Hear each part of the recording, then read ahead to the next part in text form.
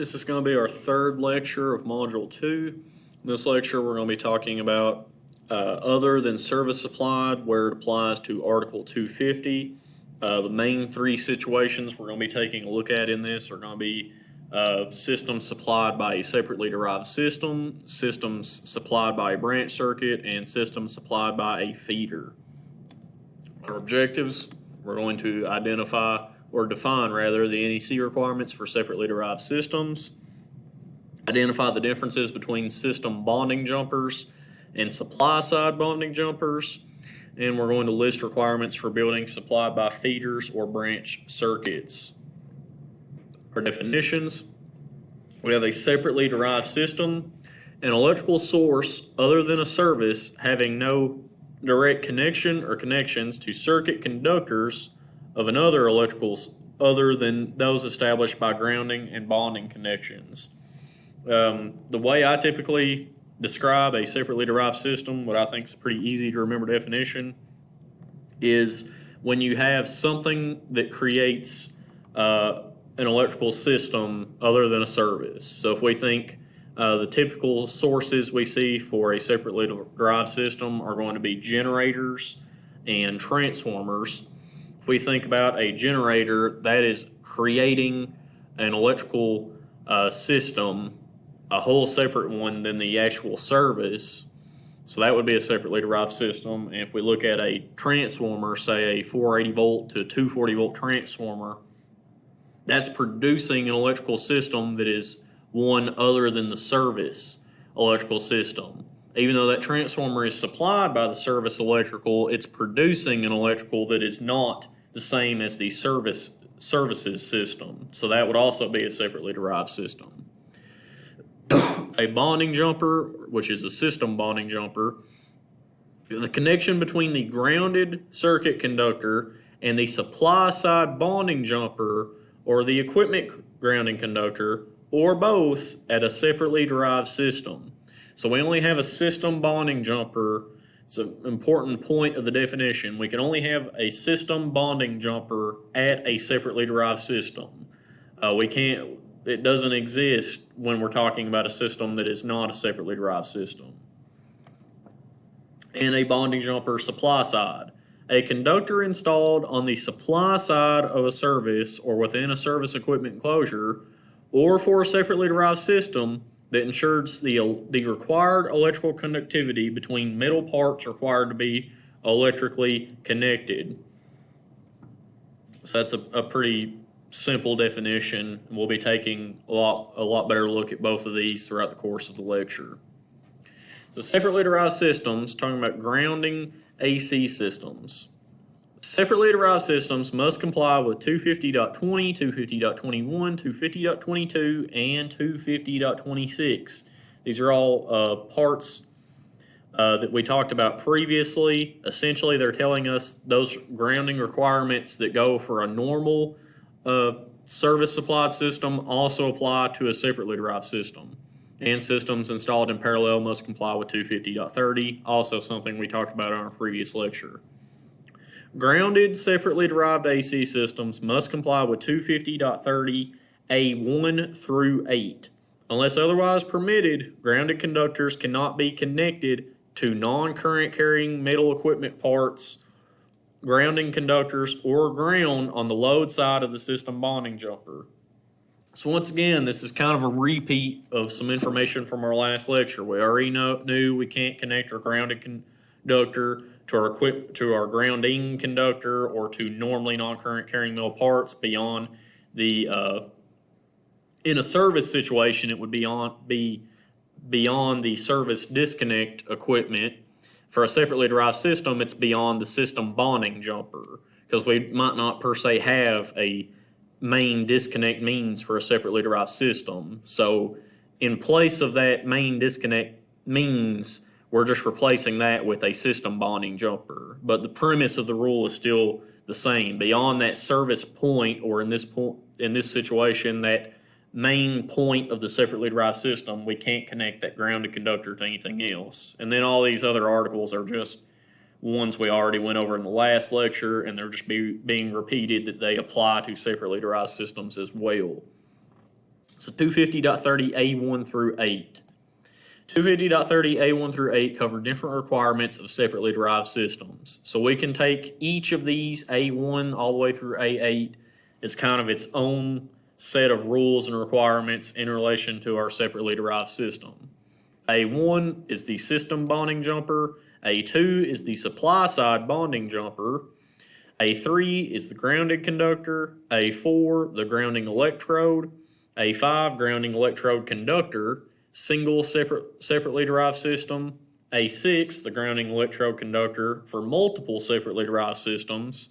A7 is installation, and A8 is bonding. So once again, each of these is kind of like its own little set of rules, so to speak. So if you need to know about a grounding electrode in relation to a separately derived system, you know that you're going to go to 250.30A4. If you need to know about bonding where it pertains to a separately derived system, you know you're going to go to 250.30A8. So our very first one, our A1, is our system bonding jumper. So our system bonding jumper must comply with 250.28A through D. Once again, previous rules we already talked about. Must be made at a single point from the source to the system disconnect, or at the source if there is no disconnecting means. So as I said before, you may not always have that main disconnecting means, in which case you're just going to install this system bonding jumper at the source. Now if you do have a disconnect means, it can be made somewhere from the source to that disconnecting means, anywhere between those, but not after the disconnect means. Must comply with 250.30A1A or B. So we have two options here that we can meet one of the two. And it must remain in the enclosure where it originates. So in other words, if we make it at the source, it can't go on to a disconnect means. It has to stay in the source. If we make it in the disconnecting means, it can't leave that disconnecting means to go downstream. It has to stay in the disconnect means. If the source is located outside the building, so in other words, we think about a generator would typically be installed outside of the building, a system bonding jumper must be installed at the grounding electrode connection and comply with 250.30C. So that's only where it is installed outside. We have this additional requirement that it has to be installed at the grounding electrode, and it has to comply with 250.30C. Here we have kind of a little diagram that breaks out, shows that system bonding jumper connection. So in our first situation, this picture is kind of talking about the premise of it having to be installed, as you can see this call out here, at the same location as the grounding electrode connection. But I also like to use this to point out that in our first top half, you can see that that connection point is actually at the source. You can see this is a transformer, primary and secondary, which, as we said before, a transformer is considered a separately derived system. So you can see that connection's being made on the secondary of that transformer. On the bottom picture, you can see that connection's actually being made at the first disconnect means downstream of the source. So this illustrates this system bonding jumper can be installed either at the source or the disconnect means. However, if it's outdoors, it has to be installed at whichever place the grounding electrode conductor is installed at. Sticking with the system bonding jumper now, 250.30A1A. And we said that it has to comply with either A1A or A1B, so this is going to be A1A, when installed at the source. So as we said before, we have the option of installing it at the source or the first disconnect means. The jumper must connect the grounded conductor to the supply side bonding jumper and the normally non-current carrying metal enclosure. So if we install the system bonding jumper at the source, it has to connect three things together. It has to connect the grounded conductor, the supply side bonding jumper, and the normally non-current carrying metal enclosure that the source is actually installed in. So that's, if it's installed at the source, we have to connect those three things with the system bonding jumper. A1B, when installed at the first disconnecting means, the system bonding jumper must connect the grounded conductor to the supply side bonding jumper, the disconnect closure, and the equipment grounding conductor. So now when we install it at that first disconnecting means, we have an additional requirement that it has to connect the equipment grounding conductor. And as I talked about in the last lecture, we haven't went over what an equipment grounding conductor is right now. We haven't actually talked in much detail about the supply side bonding jumper yet, since that's covered in A2, be what we talk about next. But this is just the order that the NEC's laid out in, so this is just how we have to go through it. As I said before, once we talk about equipment grounding conductors, you may want to come back to this lecture, re-watch it, now that you, at that point, would have a better understanding of what that actually is. But essentially, if we install it at the source, we have three things we have to connect together with the system bonding jumper. If we install it at the first disconnecting means, we have four things we have to connect together. And here's going to be our system bonding jumper connection if it is installed at the source.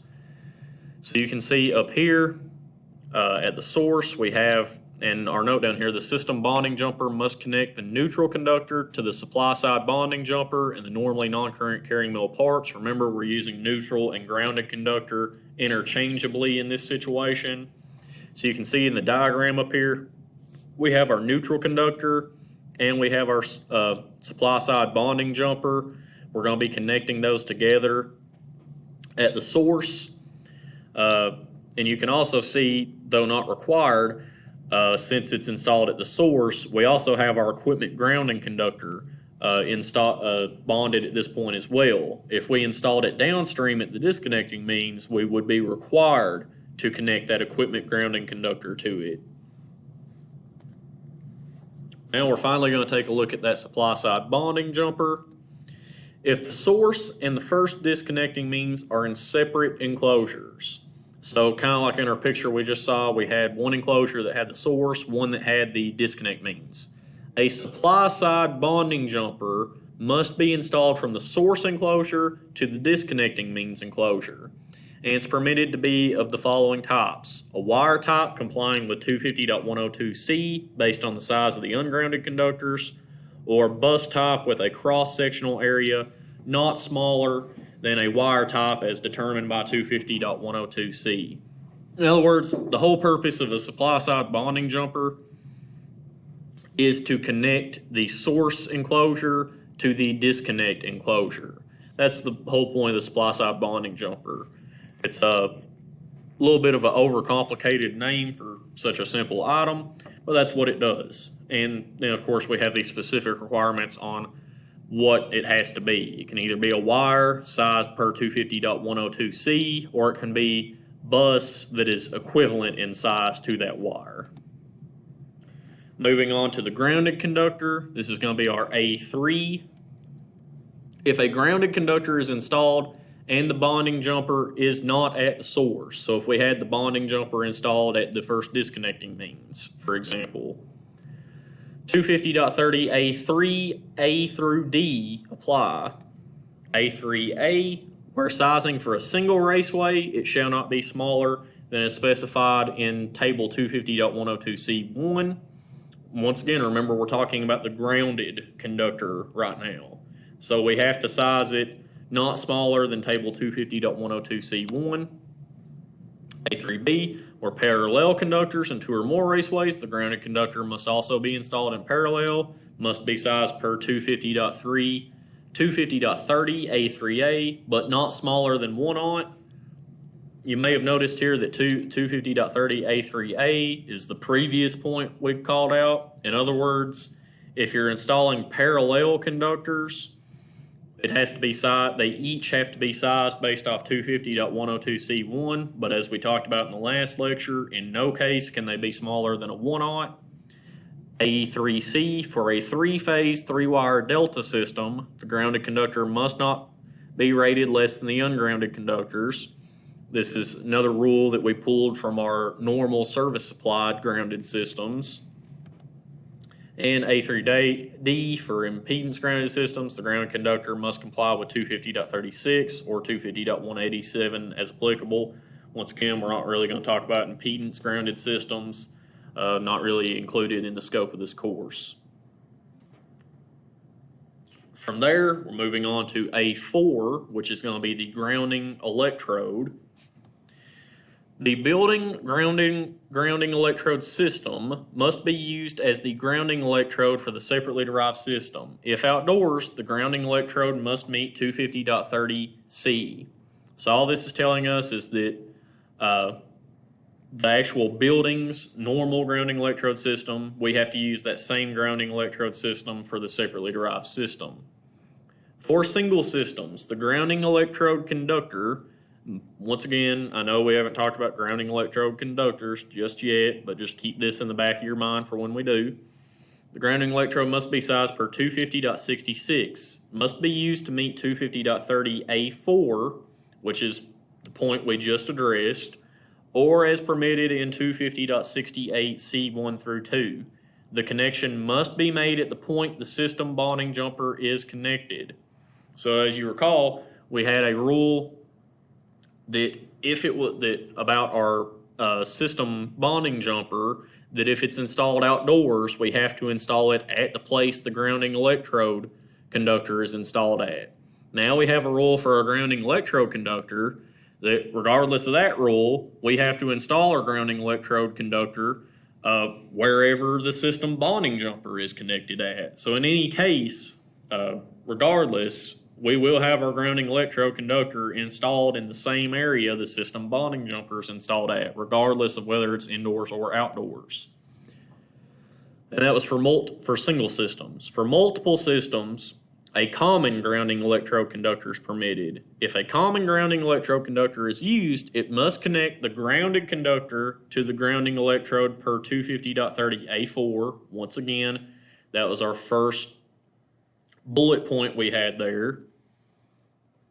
A tap must be installed from each system grounded conductor to the common grounding electrode conductor.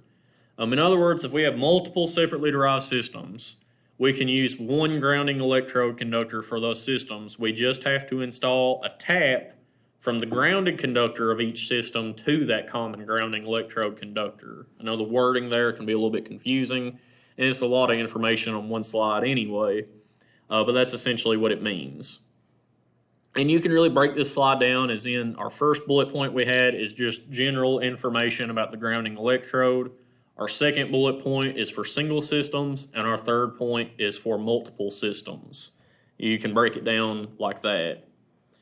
Staying with the grounding electrode, the common electrode conductor specified by 250.30A6, so that was our rule about we can use a common grounding electrode conductor for multiple separately derived systems, may be any of the following. A wire conductor not smaller than 3/0 copper or 250 kc mil aluminum, a metal water pipe per 250.68C1, the metal structural frame of the building if it complies with 250.68C2, or if it is connected to the grounding electrode system by a conductor not smaller than 3/0 copper or 250 kc mil. In each tap conductor, so we said previously we have to have a tap conductor from each system's grounded conductor to the common grounding electrode conductor in 250.30A6 must be sized per 250.66. So this was fairly straightforward. For that, if we're using a common grounding electrode for multiple separately derived systems, we have a list of what they can be, and then we just have some information pertaining to how we size the tap conductors from the grounded conductor of each system to that common grounding electrode conductor. Staying with grounding electrode for another slide here, all tap connections must be made an accessible point and by one of the following methods. So these are, once again, those taps that we were talking about from the grounded conductor of each separately derived system to that common grounding electrode conductor when we're dealing with multiple separately derived systems. This is how we can connect them. They have to be connected using one of these methods. A listed connector, listed connections to bus bars not smaller than 1/4 inch thick by 2 inch wide and long enough for all connections. If an aluminum bus bar is used, it must comply with 250.64A, exothermic, or as we called it before, CAD, welding. And all grounding electrode conductors must be installed per 250.64A through E. Structural steel and metal piping must be connected to the grounded conductor of a separately derived system per 250.104D. So once again, another pretty straightforward slide here. So leaving behind our separately derived systems now, we're going to be looking at where they are supplied by a feeder or a branch circuit and kind of just the general grounding requirements for that. Structures supplied by a feeder or branch circuit must have grounding electrodes installed per Part 3 of Article 250. They must be connected per 250.32B or C. So again, it's a call out to things that we have previously went over and talked about. For grounded systems, an equipment grounding conductor, as described by 250.118, must be run with the supply conductors and connected to the structural disconnect means and the grounding electrodes. Like I said before, we already talked about that general requirement when we went over separately derived systems. Must be sized per 250.122.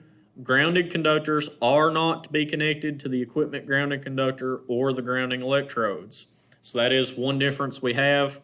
When we're talking about a building supplied by a feeder or a branch circuit as opposed to a separately derived system, is we do not connect the grounded conductors to the grounding electrodes or the equipment grounding conductor. They stay completely separated when we're supplying something with a feeder or a branch circuit.